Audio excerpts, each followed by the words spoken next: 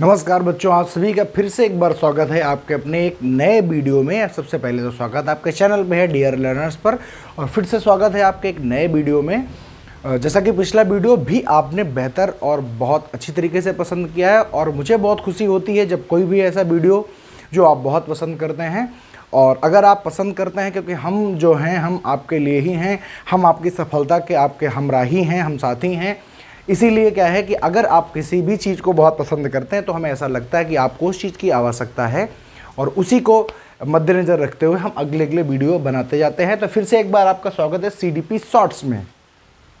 आज का जो वीडियो रहने वाला है पिछली बार की ही तरह रहने वाला है। आपके सामने 10, 12, 15 क्वेश्चन हैं और उनके आंसर आपको देखने हैं। ऐसे क्वेश्चन जो एग्ज़ाम में बहुत बार पूछे गए हैं, कई बार पूछे गए हैं, तो इसलिए आपको याद करना उनको बेहद आवश्यक है।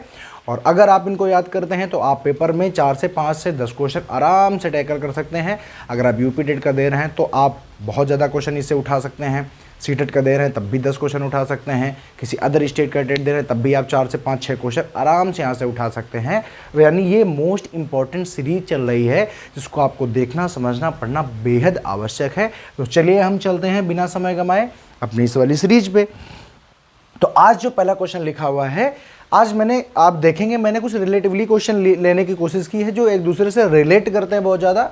देखिएगा, पहला लिखा हुआ है, जो पहला क्वेश्चन है वो लिखा हुआ प्रयास एवं त्रुटि का सिद्धांत। आप सब जानते हैं कि ट्रायल एंड एरर थ्योरी क्या है। ये ट्रायल एंड एरर थ्योरी है। इसको किसने लिखा है? तो आप कहेंगे सर जी ये और नहीं आपने पढ़ाया था, बल्कि ये कौन है? तो आप कहेंगे ये है थॉर्नडाइक। कौन है? तो आप लिखेंगे थॉर्नडाइक। कौन है? देखिए, थॉर्नडाइक एक बहुत बड़ा मुद्दा। मैंने तब भी कहा था कि देखो, अगर विलियम जेम्स को, बहुत सारे ऐसे मनोवैज्ञानिक हैं जो मनोविज्ञान का जो जन्मदाता है वो विलियम जेम्स को नहीं मानते, ना ही अरस्तु को मानते हैं, बल्कि थॉर्नडाइक को मान लेते हैं। क्योंकि ये कहते हैं कि थॉर्नडाइक जो हैं उन्होंने हर क्षेत्र में अपने कुछ न कुछ सिद्धांत मनोविज्ञान को जरूर दिए हैं। इसलिए हम ये कह सकते हैं कि ये भी एक मनोविज्ञान के जन्मदाता हो सकते हैं या फादर हो सकते हैं। लेकिन आप अपने इसमें ध्यान दीजिए, तो लिखा हुआ है प्रयास एवं त्रुटि का सिद्धांत यानी थॉर्नडाइक। अगर दूसरा कहें प्रयत्न एवं भूल का, बात वही है। ट्राई करें और आप उसमें क्या करें? एरर करें। ठीक है, आप ट्राई करें और उसमें आप भूल जाएं, फॉरगॉटन हो जाएं, भूल हो जाए, आपसे गलती हो जाए, वो भी सिद्धांत कैसा होगा? तो आप कहेंगे सर जी वही बात तो लिखी हुई है, थॉर्नडाइक का ये भी सिद्धांत हो जाएगा। अगला देखो, लिखा हुआ है संयोजनवाद का सिद्धांत। मैंने आपको थॉर्नडाइक जो थे वो पढ़ाते वक्त मैंने इनका जो सिद्धांत बताया था, मैंने उस सिद्धांत को आपको बहुत सारे नामों से संबोधित भी किया था। सेम चीज़ ये बच्चे यहाँ पर भी है कि ये जो सिद्धांत है ये बहुत सारी चीज़ों को रिलेट करता है एक दूसरे में। तो संयोजन का मतलब क्या होता है? बंध बनाना। जब भैया सीधी बात है, कोई दो चीज़ें होंगी, उनके बीच में जब संयोग होगा, संबंध बनेगा, तो उसको ही तो कहेंगे हम संयोजनवाद। तो यानी यहाँ पर भी कौन है? तो थॉर्नडाइक है। कौन है? देखिएगा, थॉर्नडाइक का मैं ये आपको बता रहा हूँ कि क्वालिटी कैसी आती है, वैरायटी कैसी आती है, कैसे क्वेश्चन पूछा जाता है। फिर लिखा है उद्दीपक अनुक्रिया का सिद्धांत। याद करिए, SR थ्योरी, ये सब के सब कौन है? कोई और नहीं बल्कि थॉर्नडाइक के। उद्दीपक अनुक्रिया का सिद्धांत भी हमारे थॉर्नडाइक साहब का है। और अगर आगे चलें, ये लिखा हुआ है SR theory, stimulus response theory. अगर ऐसे पूरा लिख के आ जाए या लिख के आ जाए SR थ्योरी, और एक RS थ्योरी भी है, वो हम आपको बाद में बताएंगे। उसके जो जन्मदाता हैं वो थॉर्नडाइक नहीं है, इसलिए याद रखना पड़ता है। जो SR थ्योरी है उसके जन्मदाता कौन है? तो स्टिमुलस माने उद्दीपक, R माने रिस्पॉन्स यानी अनुक्रिया, तो इसके भी जन्मदाता कौन है? तो आप कहेंगे इसके भी जन्मदाता हैं थॉर्नडाइक। कौन है? तो आप कहेंगे थॉर्नडाइक है। ठीक है बात। आगे देखो, लिखा अधिगम का बंध सिद्धांत। अब फिर से बता रहा हूं मैं, वही थॉर्नडाइक वाला ही नियम है। भाई थॉर्नडाइक जो हैं उन्होंने अधिगम में भी अपना कुछ नियम दिया है। ये जो नियम है अधिगम के ही तो हैं कि आप पहले किसी काम को करें, अगर भूल जाएं, अगर आपसे भूल हो जाए तो आप क्या करें? अगर आपसे भूल हो जाती है तो आप उस जो नियम है, वो कानून है, उसको आप एक बंद बना दीजिए कि एक काम आपने किया और बार बार उसी काम को करते जाए, तो उस काम और आपके बीच में एक बंद बन जाएगा और आप उसको करना सीख जाएंगे। तो अधिगम का यानी सीखने का बंद सिद्धांत किसने दिया था? तो आप कहेंगे सर कोई और नहीं बल्कि कौन है? तो आप कहेंगे सर जी थॉर्नडाइक ने दिया था। उसके बाद में लिखा हुआ है शिक्षा मनोविज्ञान के जनक कौन है? बताइए। आपसे अगर पूछा जाए कि बताइए शिक्षा मनोविज्ञान के जनक कौन हैं, तो आप याद रखिएगा शिक्षा मनोविज्ञान के जो जनक हैं वो कोई और नहीं बल्कि कौन है? तो आप कहेंगे वो हमारे थॉर्नडाइक साहब ही हैं, क्योंकि इन्होंने ही शिक्षा में मनोविज्ञान को लाने की सर्वप्रथम कोशिश की थी और सर्वप्रथम नियम दिया था, तभी तो ये जनक की श्रेणी पर आते हैं, तभी ये मोस्ट इंपॉर्टेंट व्यक्ति हैं। तो शिक्षा मनोविज्ञान, देखो अभी मैंने आपको विकासात्मक मनोविज्ञान पढ़ाया, सामाजिक मनोविज्ञान पढ़ाया, अभी देख लीजिए आधुनिक मनोविज्ञान पढ़ाया, लेकिन इसको खास याद रखना, शिक्षा मनोविज्ञान के जनक कौन है? तो आप कहेंगे सर जी थॉर्नडाइक साहब हैं। क्यों? क्योंकि इन्होंने ही बताया कि जो मनोविज्ञान है ना भाई, उसका शिक्षा में भी प्रयोग किया जा सकता है।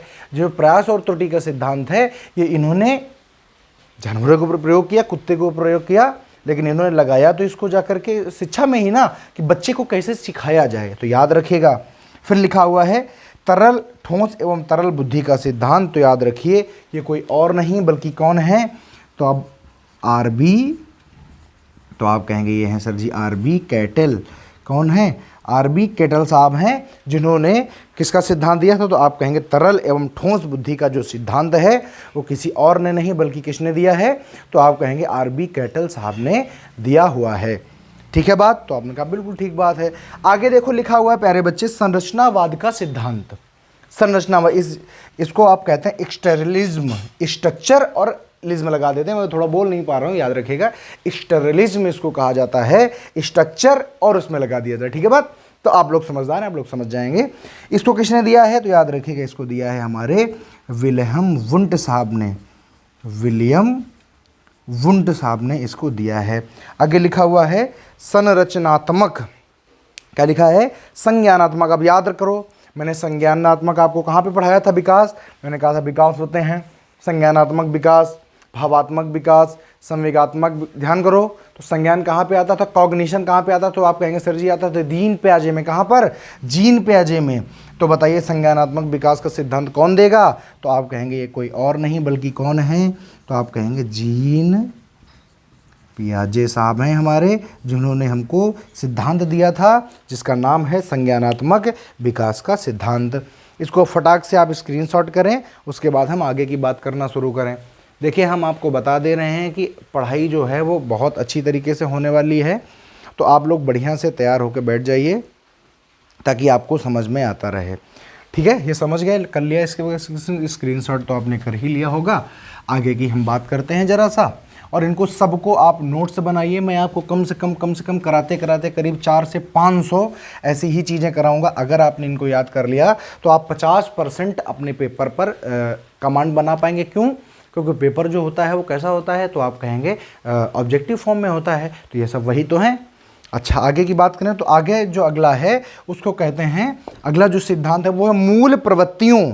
मूल प्रवृत्तियों के सिद्धांत के जन्मदाता कौन है?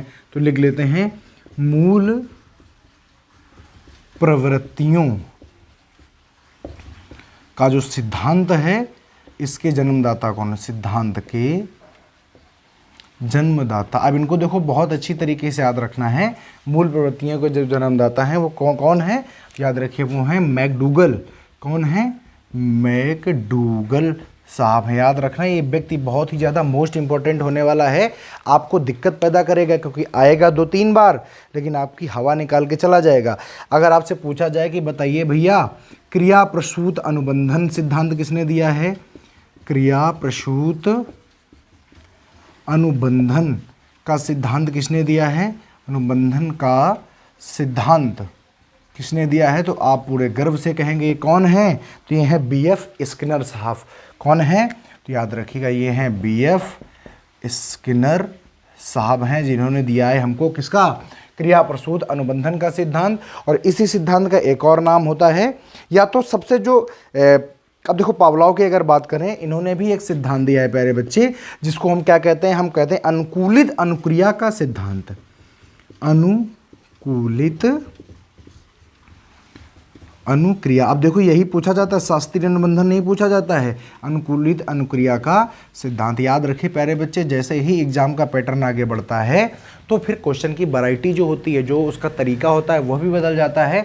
तो ये किसका है? तो ये कहेंगे इसका है, ये है पावलोव साहब का। तो बताइए कि आपको यहाँ तक बात समझ में आई है कि नहीं आई है।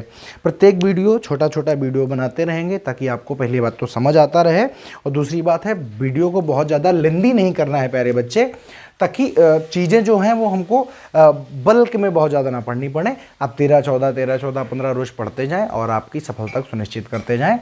स्क्रीनशॉट कर लीजिए और सबको ध्यानपूर्वक बहुत ही अच्छी तरीके से हमेशा याद रखिएगा ताकि आपसे कोई गड़बड़ ना हो पाए। अभी हम यहीं पर रोकते हैं और बाकी आप अपनी तरफ से लाइक शेयर सब्सक्राइब करते जाइए ताकि हमारा भी हौसला बढ़े, हम आपका हौसला बढ़ाएं और मिल करके ये जो जर्नी है आपके सफलता की, इसको हम तय करते हैं। अभी के लिए नमस्कार, जय हिंद।